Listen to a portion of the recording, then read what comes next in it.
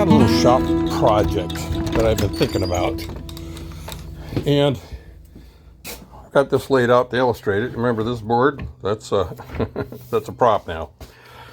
I've got these dogs. I've got in this bench and in my outside bench, bigger bench, I've got all these dog holes, and I've got the dogs, and they do a pretty good job of at least giving me something to push these things up against. But to hold it in place while you're sanding, these things jump all over the place.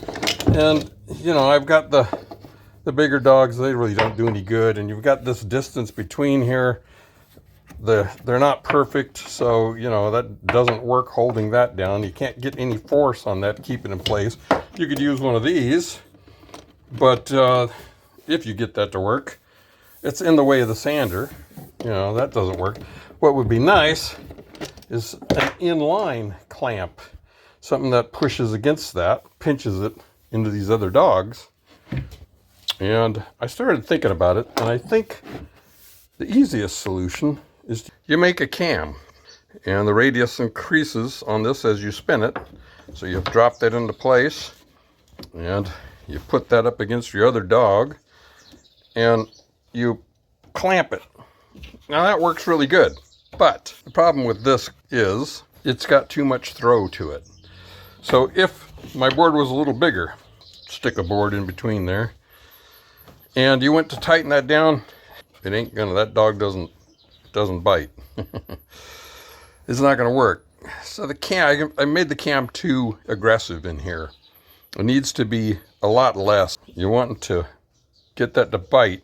Well, it's too aggressive, much too aggressive. Now that pencil line is close to the true radius. And if instead of this coming out so quickly, if it came off of here gradually and then finished somewhere in between there, like so, you'd have that gradual grab, that gradual increase would grab much better.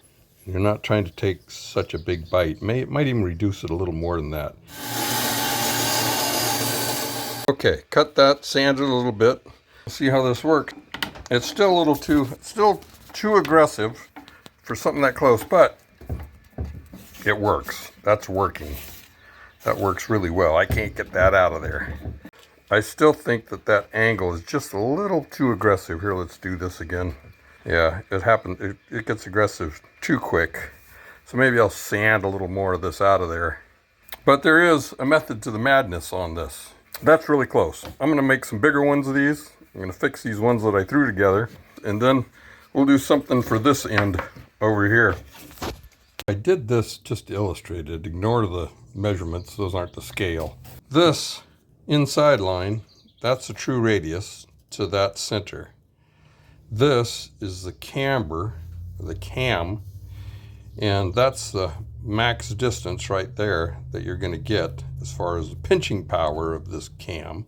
But you could extend this out. You could extend it out, keep this going, and then bring it back, and it would give you that much more pinching power. I don't know what you call that, but do this with one hand here. So you get the idea. You could bring that out. Now you've got the cam. You just keep that cam going, and you could bring it back in here somewhere, and that gives you at the end of this a lot of bite there. I'll sand that out a little bit, pop them apart, and put a dowel in there. So you spend just a little bit of time figuring out where to put that, and show you what I've got here. I have, with each one of these corners, a little different measurement. Right here I've got 2 inches. Here I've got 1 inch. There is 3/4. And over here is about 1.5 inches. So I've got all those adjustments I can make. So let's see, we'll throw these in at the deepest setting. The bigger ones to try. Let's see.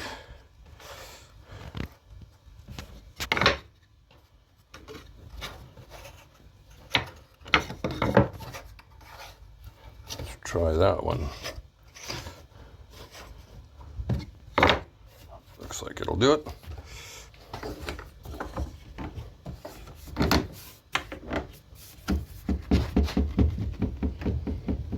perfect. Works great. Give it a try.